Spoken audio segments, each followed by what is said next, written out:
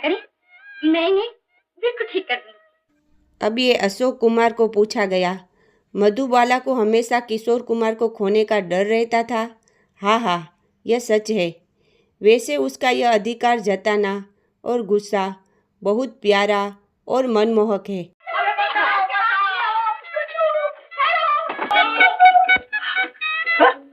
चुन्नू? अरे चुन्नू अपने ही घर में निकला।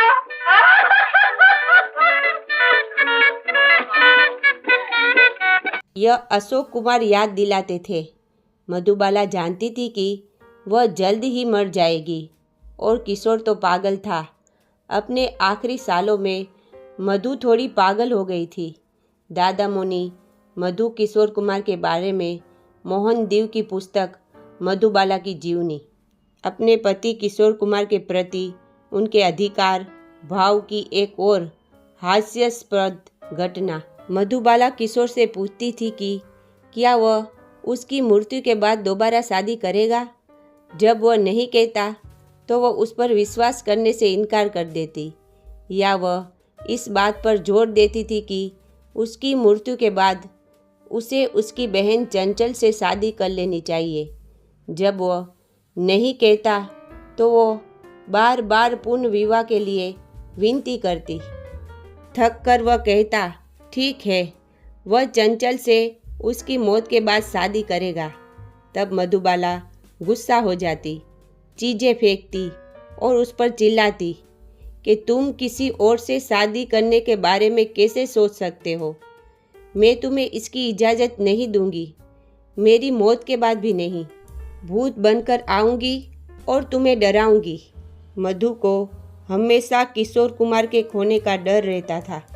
लीना चंद्रावकर ने किशोर कुमार और मधुबाला की निजी जिंदगी के बारे में क्या कहा है, आइए जानते हैं। जब भी किशोर मधुबाला से मिलने आते हैं तो उनका चेहरा खुशी से चमकने लगता है।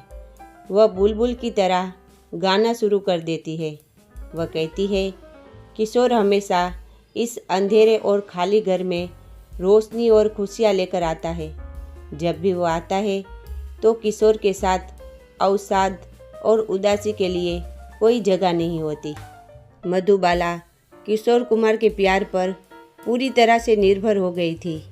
जब वह ज़्यादा बीमार हो गई तो वह बहुत दुखी हो गई और कहने लगी, मैं अपने पति किशोर को कोई आराम नहीं दे पा रही हूँ। कभी कभी वह कहती है, मुझसे कोई खुशी न मिलने के बावजूद किशोर मुझसे इतना निस्वार्थ प्यार करता है। अब उसका प्यार मुझे डरा रहा है। क्या होगा अगर वह दिलचस्पी खो दे और कम प्यार करे या प्यार करना बंद कर दे। जब भी किशोर बाहर जाता है तो वह कहती है, यह आदमी मुझसे बहुत प्यार करता है। कविश जी, अगर वह मुझे छोड़ देगा तो क्या होगा? क्या होगा अगर वह मुझे तलाक दे देगा? अगर वह मुझ में रुचि खो देगा और मुझ जैसी बेजान गुड़िया से प्यार करना बंद कर देगा? ये बातें मधुबाला कविश जी से कहती है। चुन्नीलाल कविश जी एक लेखक और खान परिवार के पारिवारिक ज्योतिषी थे। मधु जवान थी, ईर्ष्या जाहिर थी। उसे इस बात का अंदाज़ा नहीं था कि वह कभी मां नहीं बन सकती।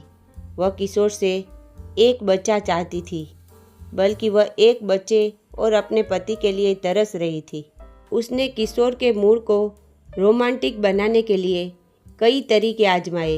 वह इतनी पॉजेसिव हो गई थी कि जब किशोर उससे दूर रहने लगा तो उसे लगा कि उसका अपनी सह अभिनेत्रियों के साथ अफेयर चल रहा है और वह उसमें दिलचस्पी नहीं ले रहा है।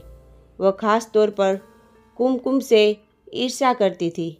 उसने किशोर से पूछा कि वह उसे शूटिंग सेट पर क्यों नहीं ले जा सकता। मैं तुम्हारी पत्नी हूँ, कम से कम मुझे कुछ अधिकार तो दो। किशोर जानता था कि वह किस दौर से गुजर रही है।